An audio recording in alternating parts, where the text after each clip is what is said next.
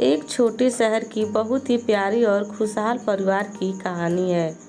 यह परिवार एक बड़े भैया, उनकी भाभी और उनके छोटे भाई देवर से मिलकर बनता है। भैया और देवर की जोड़ी काफी अजीब थी। वह दोनों बहुत ही अलग तरीके के लोग थे।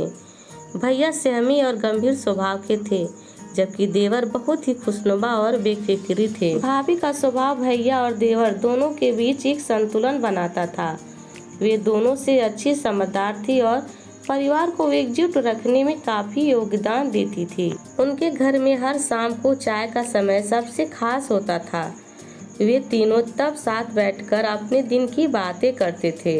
देवर अपने दोस्तों के साथ गुजारे समय की कहानियां सुनाते, जबकि भैया अपने कार्यालय की चुनौतियों को बयां करते। भाभी उन्हें धैर्य और समझदारी से सुनती और कभी कभी उनके समस्याओं का हल भी निकालती। वे तीनों बहुत ही खुश और संतुष्ट थे। उनका परिवार उनके लिए सब कुछ था। वे एक दूसरे के साथ बिताए हर पल को महसूस करते थे। एक दिन देवर को शहर से बाहर जाने का मौका मिला। उन्हें यह समाचार सुनकर खुशी तो हुई, लेकिन वह घर छोड़कर जाने के बारे में सोचकर दुखी भी थे। वे तीनों इस पर बहुत चर्चा की और अंत में निर्णय लिया कि देवर को शहर से बाहर जाने के लिए मान्यता दी जाए। भैया और भाभी को देवर के बिना घर सोना सोना लगने लगा।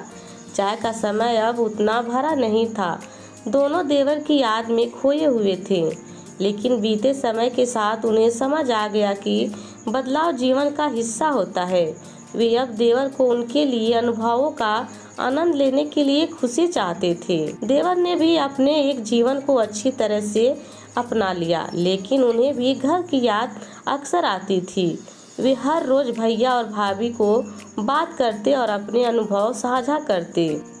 इसी तरह वह तीनों अपने जीवन स्वीकार किया, खुशी खुशी अपना जीवन जीना शुरू किया। उन्होंने सिखाया कि परिवार वास्तव में सिर्फ एक घर या स्थान नहीं होता, बल्कि वह एक भावना होती है जो हमेशा हमारे साथ रहती है।